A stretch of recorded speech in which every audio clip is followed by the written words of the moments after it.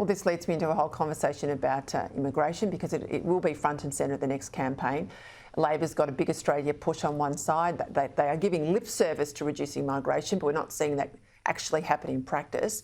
Peter Dutton's made it really clear in his budget address in reply that cutting migration will be the first order issue for him.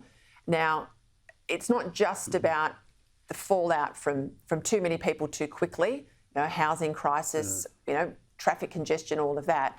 But the point you're going to there is if migrants don't come here and we don't spend the time and the care that they then integrate into Australian life, if they come and basically use Australia as Hotel Australia, they don't join Team Australia, then we'll culturally lose who we are. And I don't know that that's enough of a focus for the government. It should be a focus, but I don't think it is.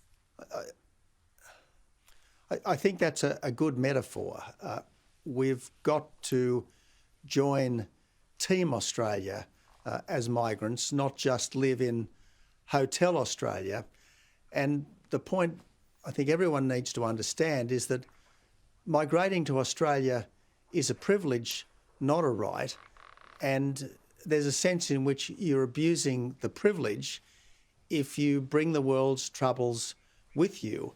And as I said, I think people of all faiths and all cultures need to show their fellow Australians, regardless of faith or culture, respect. And that's not what we've been seeing in some of our mosques, and certainly it's not what we've been seeing in the pro-Hamas protests, the pro-Hamas encampments on our university campuses. And what we need is the leadership to call this out and, where necessary, to act against it.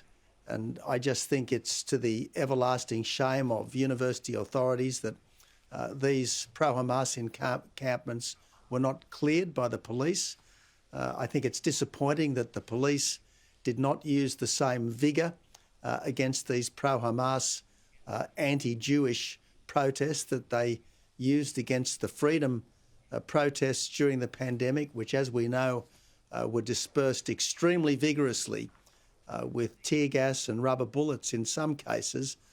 And look, we've got to apply the law equally against everyone.